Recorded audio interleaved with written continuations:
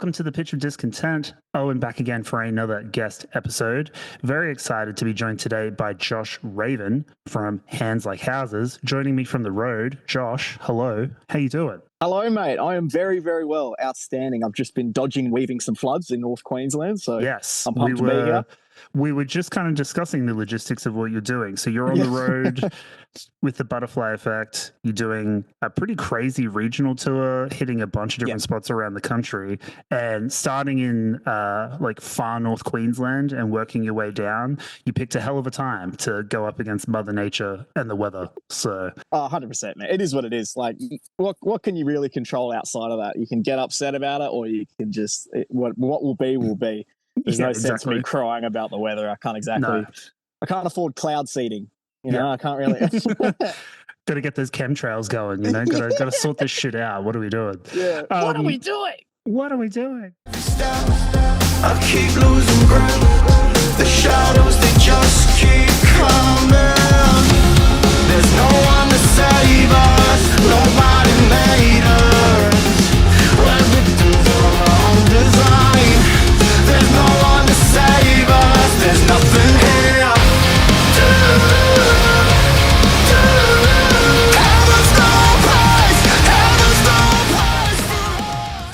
Let's talk about the tour, and then we'll get into the band and the new record. So you're on the road with the Butterfly Effect, playing stuff from the new record. What's it like hitting a bunch of these like smaller regional spots that you don't normally get the time to go to on a capital city run or a little like three date run? Like, it's a cool thing to hit some of those spots. What's the vibe been like? It's been awesome, man. Like, we've only played one show so far just because of like a couple of shows being cancelled due to the floods. But even just the basis of that show alone, the vibe was impeccable. I've never been to Cairns before, and it was great. Beautiful spot, man. Like, I honestly was kind of taken aback. I didn't really expect it, and the people were just up for it, man. Like, we weren't exactly sure how we were going to be received as, like, you know, with Butterfly Effect fans and obviously some Hands Like Houses fans and stuff as well. But it was just great. It was an overall positive vibe. We played a great show. We're playing lots of new songs too, and we've put a lot of time into rehearsals and practice, and that's really paid off. And the first show was just a lot of fun, man. And in terms of like hitting, you know, smaller towns and different places in Oz, I think it's great because you see different parts of, like, you know, being born in Perth, Western Australia, like one of the most isolated capital cities in the world, going to meet for sure other people in other places that are somewhat isolated as well. I don't know. It's kind of like having multiple homes in different places. You meet people with the same stories and different kinds of characters, and some of these shows are actually quite big too. So it's like, even though some of them, I think the tour has sold close to probably like 11,000 or something tickets overall for what it is. Sick. So some of the shows are massive, and you know, if you got like 800 people in a pub ready to go, that's good. That's good vibes. Pretty immaculate. You know? Absolutely, man. So it's been awesome so far. I was saying to you before that, like, I was born in central Queensland, and I've traveled a lot around like far north Queensland and stuff. And you talk to people in those areas, and like, if they're into this kind of music, like alternative music or whatever, like the opportunities for like going to shows that aren't like flying to Brisbane or flying to Sydney to see a band are so few and far between. So like, you can really tell the bands that put in time and attention and effort to go to those spots, and the people turn out because they're like, fuck yeah, we get to like go down to the local pub, or we get to go to like a little amphitheater or whatever and actually see the bands that we like in our town, which is sick. So like, for you guys, like for the band coming from Canberra, you're coming from Perth, like you guys kind of get it. Like, you're already kind of off the well-worn track, but now you're getting the opportunity to do that for other people, which I think is super sick. 100%, man. And that's a big part of it, dude. Like, especially like in Perth, we get like no festivals and no things like that. And most people don't come to Perth or Canberra, same thing. And it's like, I don't know, you got to like, the people want it and are hungry for it. And, you know, expenses and stuff aside, there's always a way to make it work. You know, people are going to be so much more invested and grateful for you as an artist and a band if you take the time, like fans are taking the time to go out for their bands or listen to their Spotify or watch YouTube or all that sort of stuff. It's got to be reciprocated. You can't just build that wall simply because of something like expenses, which is important. Like, things are really hard for musicians everywhere at the moment. It seems like the Australian music scene kind of relies on international artists to come over and do big festivals more so than investing in the people that are in the country. But that's the game. If music was easy, or if any industry was easy, I feel like everyone would do it. No, that's exactly right. And speaking of that, let's talk about your kind of latest venture into that realm. So, like, you were in the Faim previously before joining Hands Like Houses, and I've been following the careers of both bands now for, I'd say, over a decade. So, like, seeing them collide in this particular way with you is, like, super interesting. But I wanted to kind of, like, go back in the story, I guess, and talk to me about your first kind of like introduction to the guys. I know you played some shows together with your previous band, so like you were kind of familiar, and then they asked you to come into the studio to kind of work on some stuff, which eventually led to you being where you are now. So kind of like talk me through that. What's that journey been like to get where you are now? Oh man, like honestly, it feels like kind of like lifetimes ago, to be completely honest. But it's strange. It's like it's many different lives type of thing. But and just to clarify too, I'm very much still in the Faim. Like me and the guys were all on good terms and stuff like that. We just needed a hiatus. Well, they definitely will write stuff again and tour again at some point. Sick. But so the first time I was introduced to Hands Like Houses in person was probably the US tour we did as the Faim when we were supporting. I think it was like a 6-band bill or something, and they were nice enough to put us on. Like I'm pretty sure our manager at the time was hammering Joel, like, come on, like we're Aussie band, like just give him a chance to come on this tour. Give us a go, mate. Give us a go. Yeah, absolutely. And Joel like put us in a spot for like over a 6-band bill. And honestly, it was one of the greatest, like we spent some time in the US, but I think it was like our first or second time touring in the States, and to have like an Aussie band who we looked like, I've been a fan. I was a fan of Hands Like House, big fan of Trenton. Everyone else got no bad blood there. I still have spoken to Trenton quite a bit. What's with them and the band is 15 years of stuff, and it's a very it's hard to quantify, and it's not really up to anyone else outside of the band to really have an opinion on that. Totally, that's perfectly understandable. But yeah, and like when I just remember so vividly like looking at like this Aussie band and them just being so kind, like we've had some pretty tough experiences on tour where like people just create walls for no reason. Like, the guy that's playing 400 cap room somewhere has got 2 of us and a security guard, and they won't let you use the laundry and they won't let you do this. And we're just like hustling it out, trying to live off like $200 every 2 weeks type of thing. Or, just kids trying to make it work. And then, meeting the Hands guys, they were all just so warm and like helpful. And they set an example to us at the time of how bands should be to other bands, like it's a community for artists and stuff like that. And I think we took a lot from that. But then like just over, like I hadn't really spoken to them for quite a while after that. We did that run. The last time when we sort of reconnected, Joel was reaching out. They had parted ways with Trenton at the time. And they just basically just reached out to me and asked her, like, not to join the band or anything like that. That thought came a lot later, but they were planning like the original concept for Atmospherics was really going to be like every song was going to have a different artist. Yeah. And I was one of those artists. We were going to have all these different people and all this sort of stuff. And I was one of those people. And that's when we wrote Heaven. And I had been a bit like, because the Faim, we had all taken hiatus, and my relationship with music was a bit like strained at the time. I didn't really know what to do or how to do it. I was going through just like my own sort of life issues, just everyone going through shit, especially after COVID. I think that kind of fucked a lot of people over. It was a pressure cooker for everyone. Yeah, absolutely. 100%.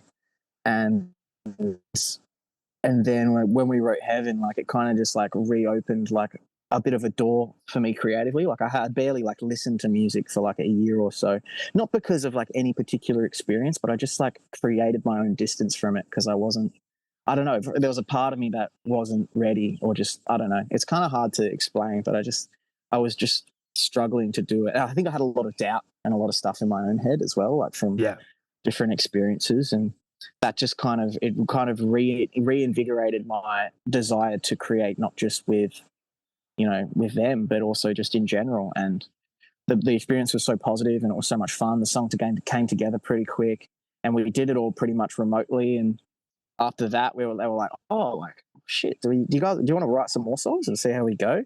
And again, still no like idea of like me joining the band or anything. I had no intention of it. I don't think the guys did either.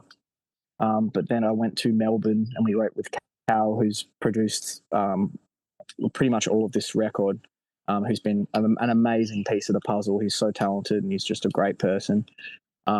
We wrote some songs over in Melbourne and stuff. And then I think that for me, it felt really good. Again, no inclination. I was like, this is just like fun. Like there's just no pressure. Like I was always like apologizing for certain things. Like I'm a pathological people pleaser, and I just had this. I was always apologizing for stuff I didn't need to apologize, and they were kind of like, "Dude, just chill the fuck out. Like you're killing it. Or what are you on about?" Like I apologize for stuff that's like just silly, and I don't know. It just brought me back down to earth in a really grounding way. And then I think a bit after that, Joel asked me the question on behalf of all the guys and stuff, like, "Hey, do you want to like join the band? Like it's going to be pretty hectic. You're going to be in a firing line for a lot of stuff, and a lot of people are going to make assumptions and all this sort of stuff. But do you want to do it?" And originally I said no. I was like, fuck that. Oh shit. Originally I was like, fuck that. Well, I mean, I didn't say that. I was like, maybe, but I was like, no, I don't think so. But I don't know. I spoke to some people I trusted, and then I spoke to them again, and I was reminded that like I was like, oh, really, what's the question I need to ask myself? Do I enjoy it, and was the experience positive? And it's like, well, yeah. Well, that's kind of all I needed, really. Yeah. Like I shouldn't. Every time I go beyond that, I get into dangerous waters. I get into waters that don't really benefit. I think everyone experiences that. When you go too far down that assumption plane, you don't really get anywhere that's conducive. You just end up trapping yourself, and yeah, you just don't. It's never good. So, and then yeah, that's kind of how it happened. And I think I think it's been over a year now, probably coming close to a year and a half. And we've done a lot, and I think it's still like a really big self-discovery process in general. Like for me, coming out of the Faim into the Hands Like Houses, different genres, different sort of worlds, and obviously being compared to the past as well as a different thing. I've never come into something pre-established or planned to. So that's presented its own challenges as well, which has been honestly good and kind of good for my ego as well, to kind of like, a very just humbling like check experience, myself. I'm sure. Humbling, but also a lot of lessons in how to take things outside of like your circle, especially social media or something like that. Like it gave me a lot of like armor to like really, and confidence to be like, okay, it doesn't matter what people think or anything like that.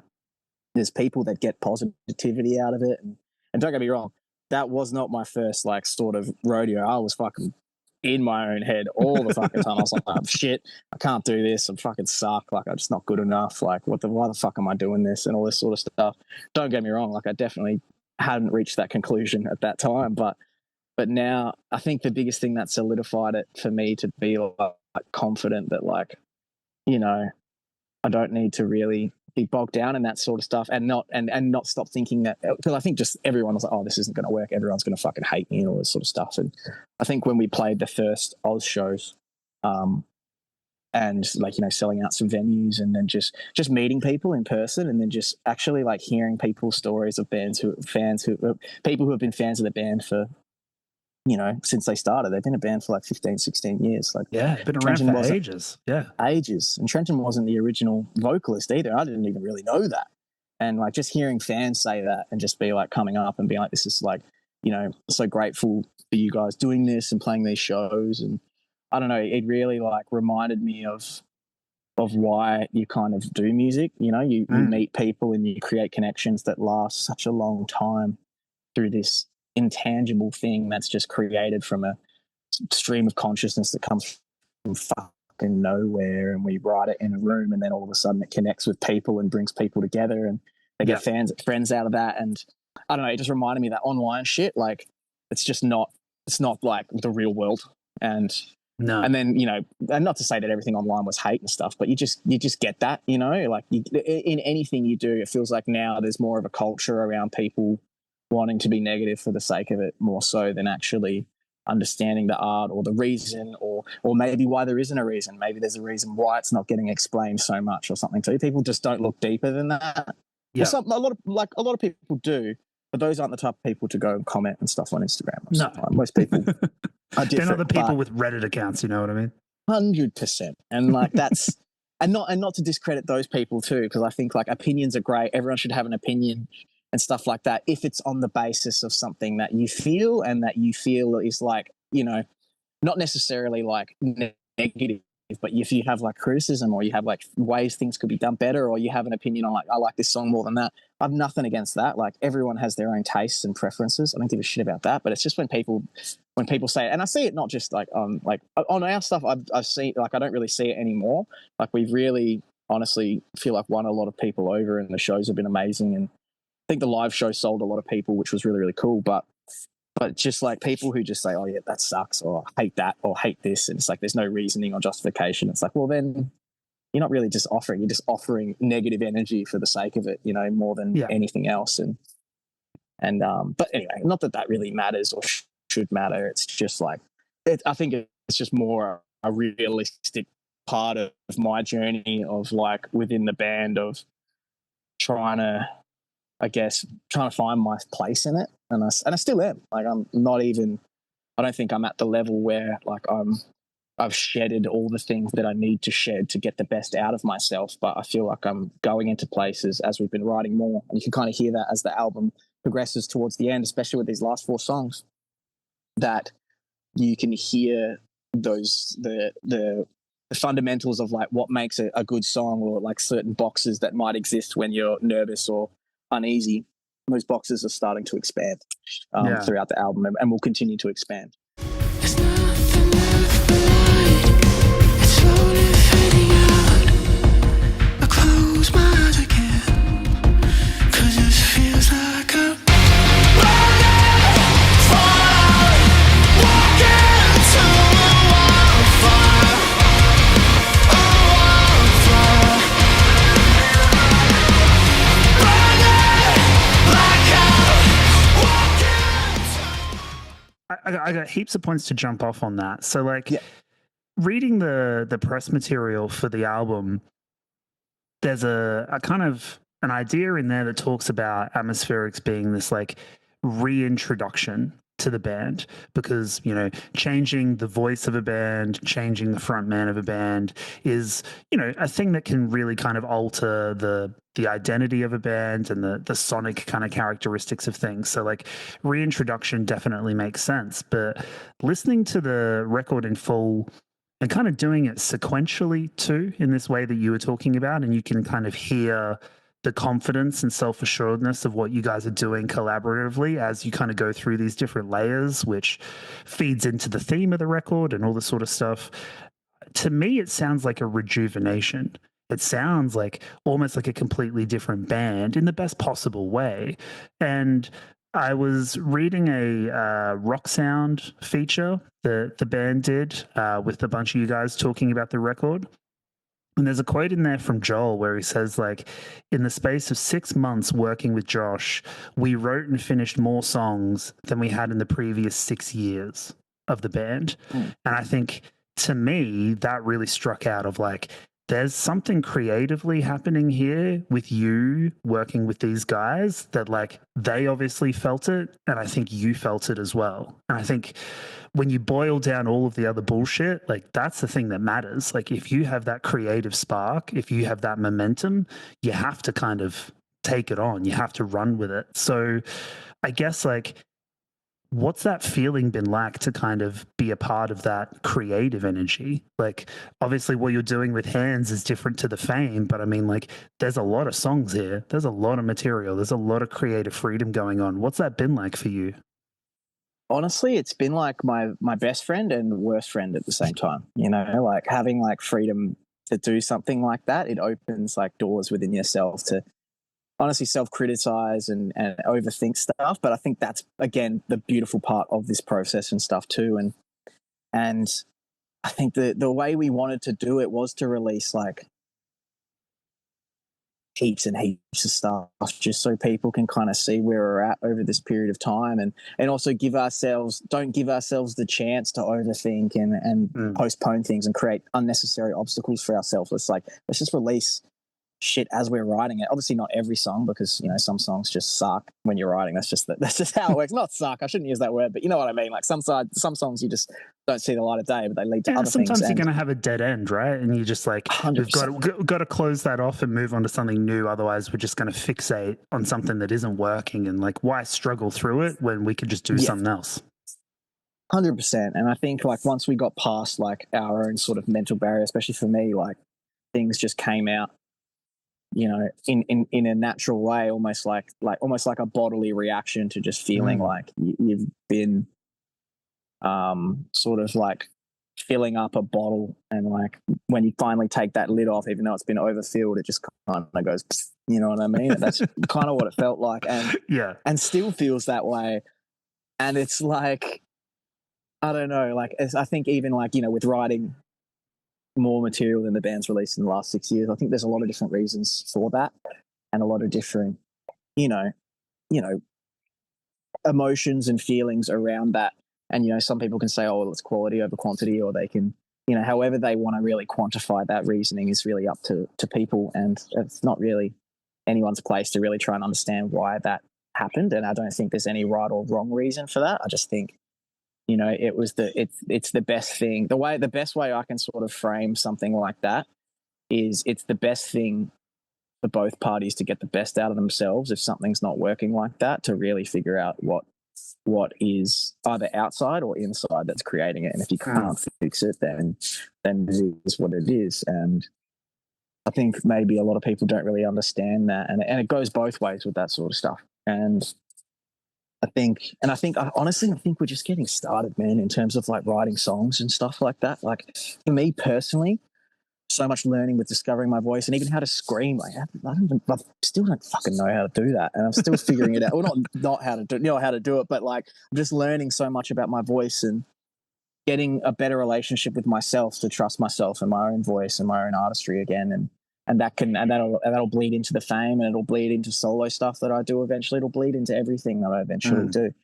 And it's a beautiful feeling. And I just think like this album has been like so cathartic in so many ways, and it's presented its own challenges too. And like I still battle with that. And like, I'm also a roller coaster of a human being. Like one day I'm sweet, the next day I'm not. And like that, and I also recognize that within myself, which is a big part of it. But I think we're just scratching the surface. Like even some of the new ideas that are floating around now for the next stuff, it's just getting more fun and more risky and more different. And I think that's a big part of this. Like people can compare and have their comparisons and stuff like that. But it is becoming something new, which I think is part of progression for everything and in every art. No artist shouldn't be trying to rewrite the album they did before, or trying to rehash success, or take in too much of outside influences to create their art, because then it doesn't become art anymore. It becomes a watered down version of opinions and ideas, and it doesn't become something that's honest with yourself. And I think we're getting to that point more and more and more, which is really, really cool. And it starts with atmospherics, and I think a part of the reason for that name too, like as I think about it more, I don't really think we understood what it meant. It was just kind of like a platform to release a lot of songs and layer them and have chapters. We were like, oh, that works. But as time goes on, I like think like, oh, actually, like the reasoning for it is like, it's not just the atmosphere of like us bringing people into our world and bringing people into the present moment, because the time between writing the song and releasing it was much quicker than if you've got a label and all this other stuff. And being independent allowed us to really bring people into like the present moment of what we were writing. And I think, atmospherics is really just like you say, it's the rejuvenation, but it's like the building of a whole other world, and it starts with this atmosphere, and it's really just the beginning of, I think, some really special stuff to come, I think. Always the moth, but never the flame. Don't you wanna be saved? Don't you wanna be saved?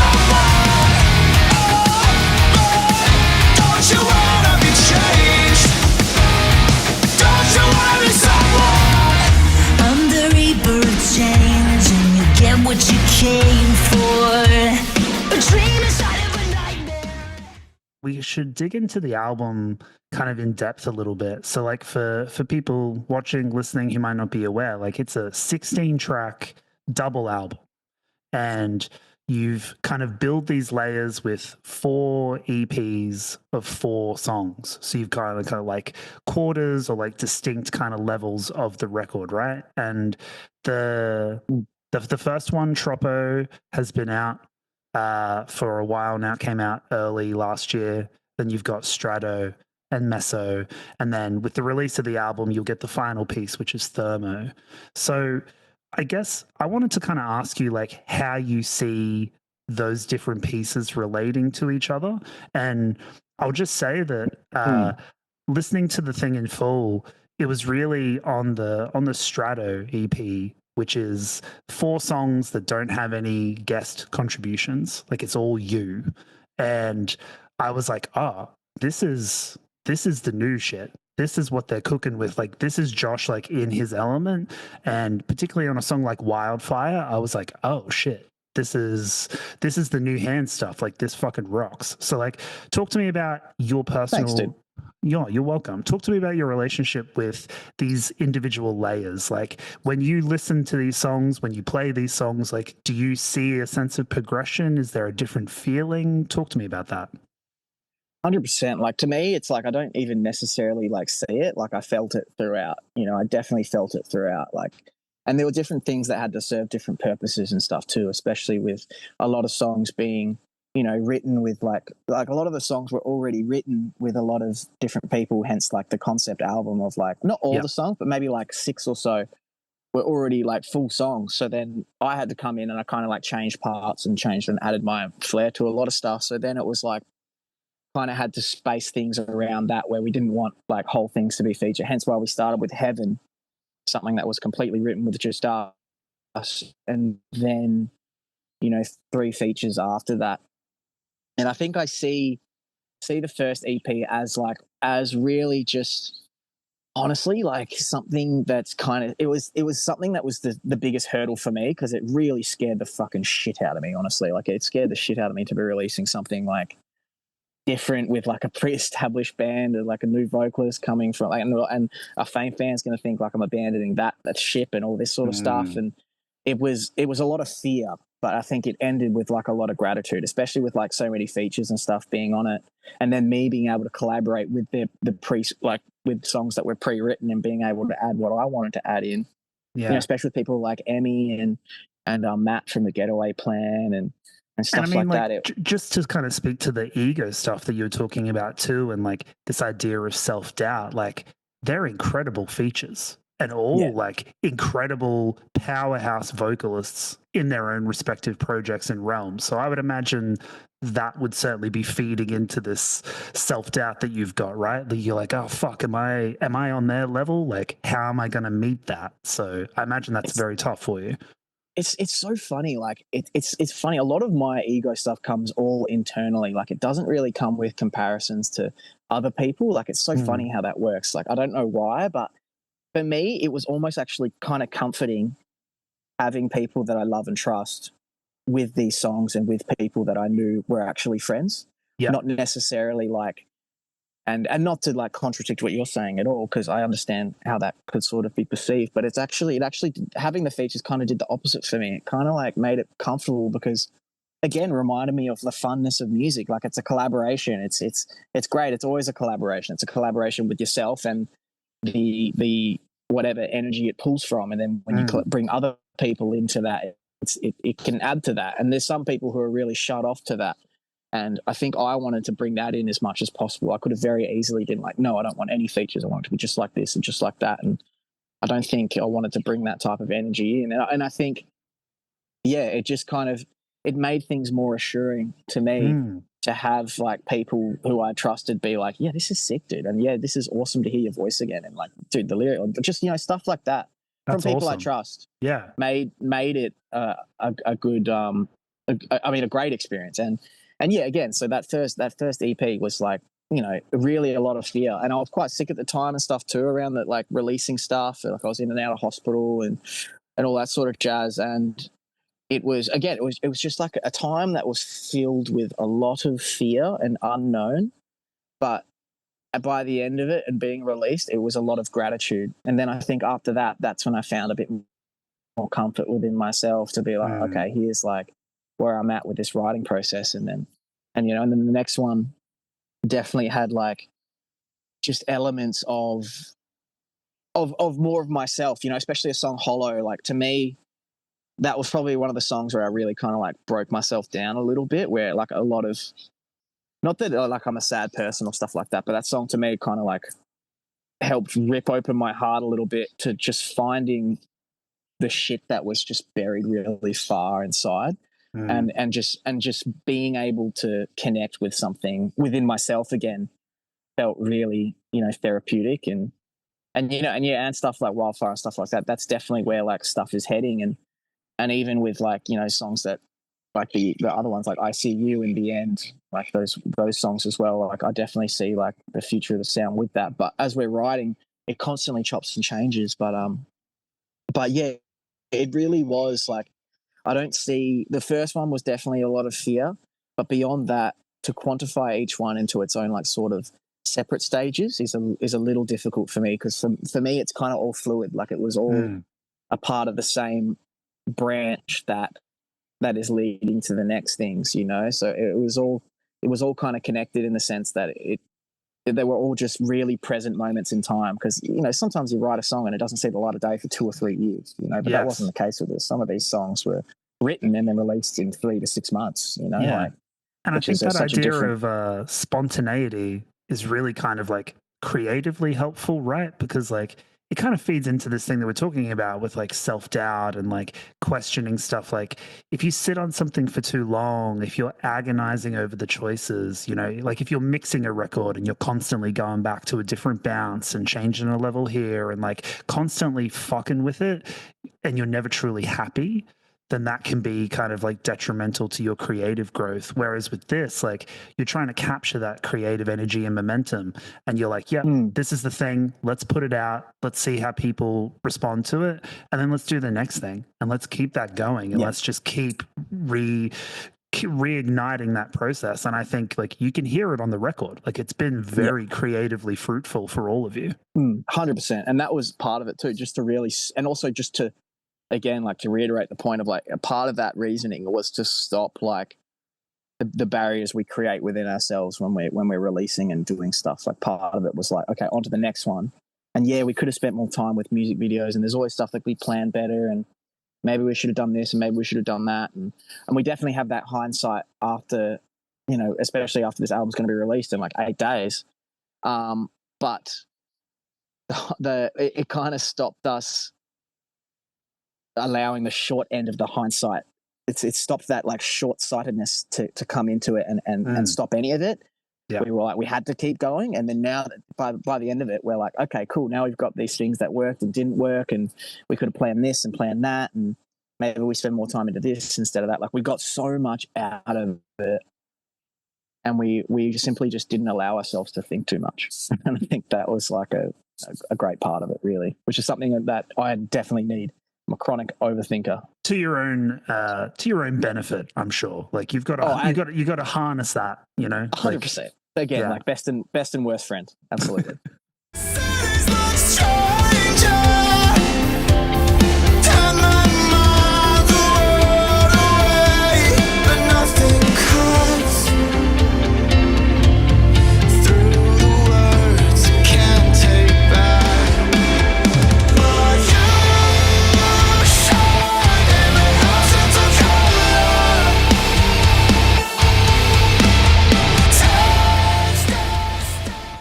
Let's talk about kind of the future. So you've already mentioned, working on new music and kind of what comes next after Atmospheric. So you've got these regional shows with the Butterfly Effect staggered over the next few weeks. You've also got album release shows that are coming up in the next couple of weeks with the album release on the 14th of Feb.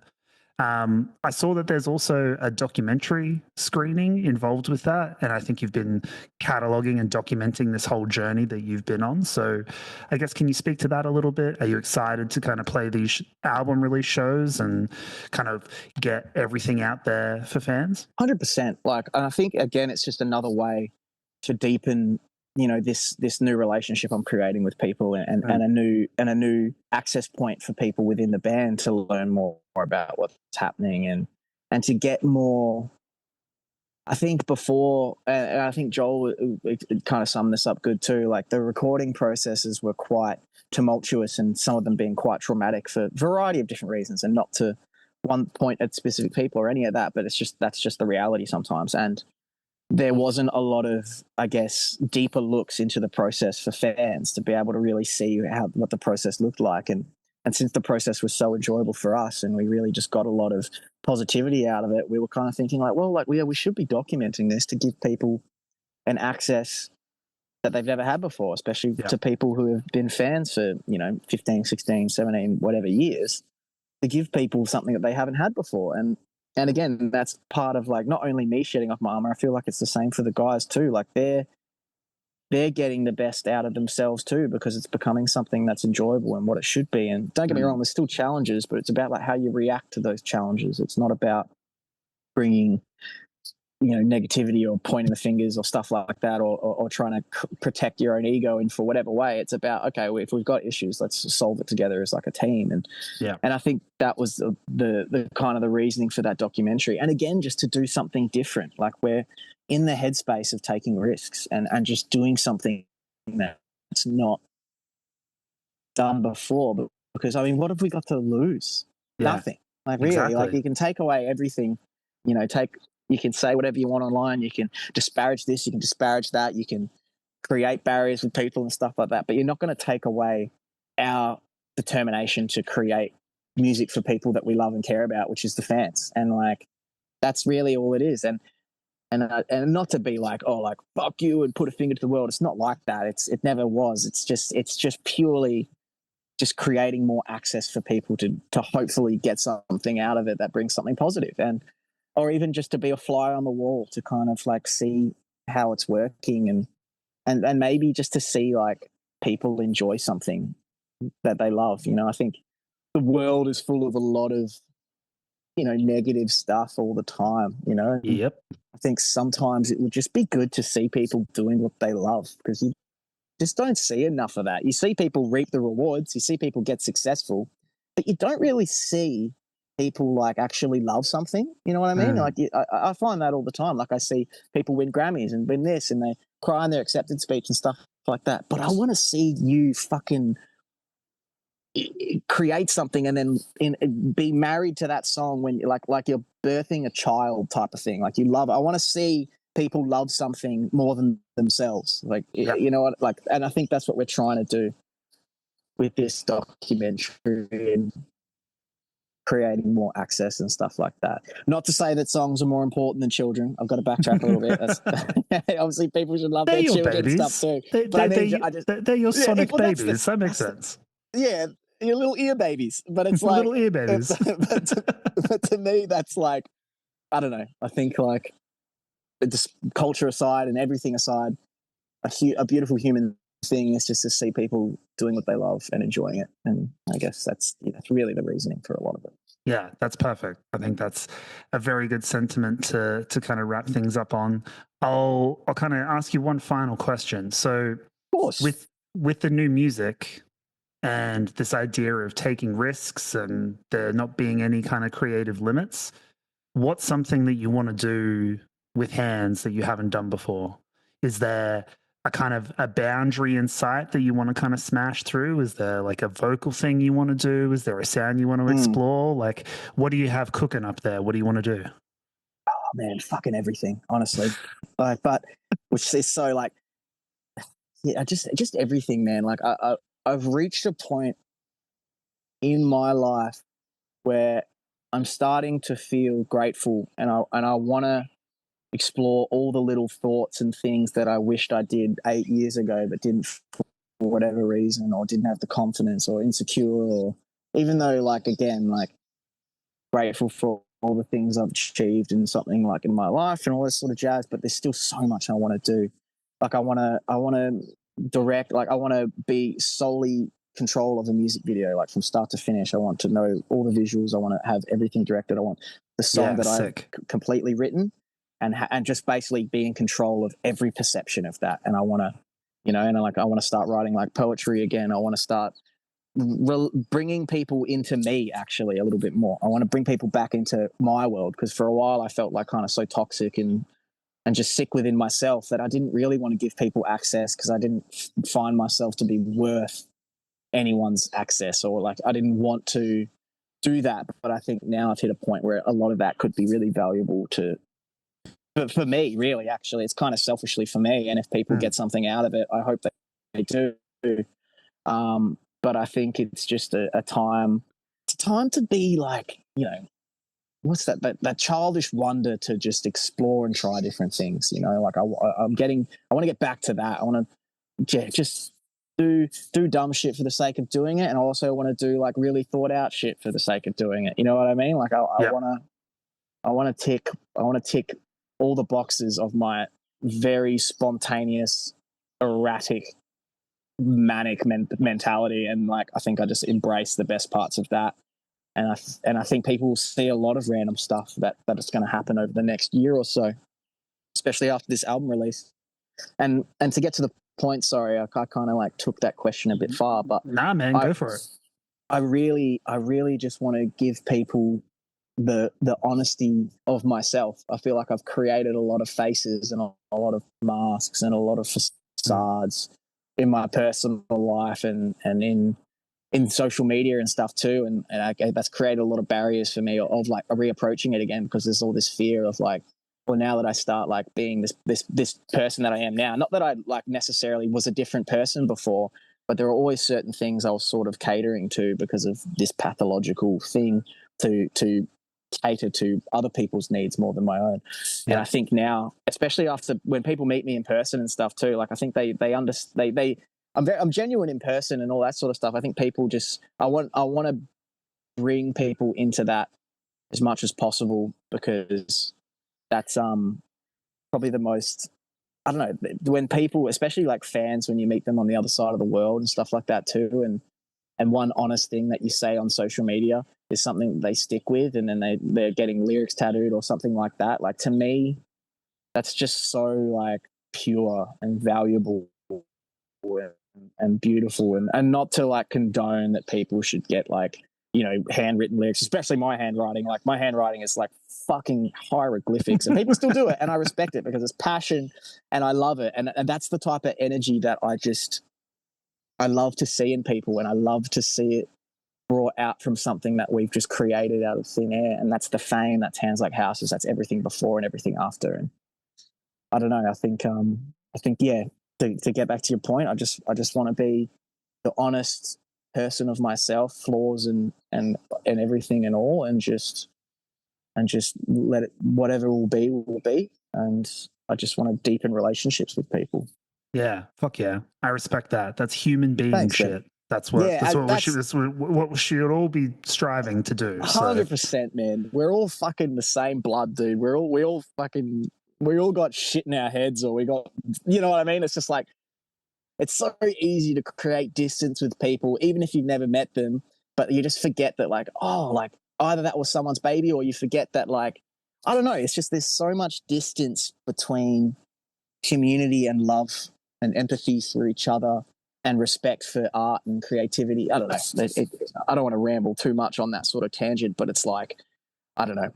For me to condense it, it's important to just, with everyone I interact with, that's like my goal, to bring some empathy and love, and also just an honesty in similarities of character. Yeah, I think that's perfect. I will wrap things up there. I will put links in the episode description for people to check out the record. Atmospherics comes out on February 14th. I'll also have links in there for shows, so people can go to these regional shows, album release shows, all the stuff in the episode description. But Josh, we're going to wrap up the main show here. So thank you very much for coming on the Pitch of Discontent. Thank you for your time, Owen. Anytime you want to come to a show, super, super pumped, and sending love to all of you listening. I appreciate every single one of you. Thank you, dude. Cheers. Subscribe now to the Pitch of Discontent Patreon to receive access to extended cuts of our bonus episodes, as well as exclusive behind-the-scenes content, monthly Patreon-only episodes, member-only votes, the TPD community chat, and much more. Go now to patreon.com/tpdpod and join for as little as $5 a month. That link again is patreon.com/tpdpod. Thanks for watching the show.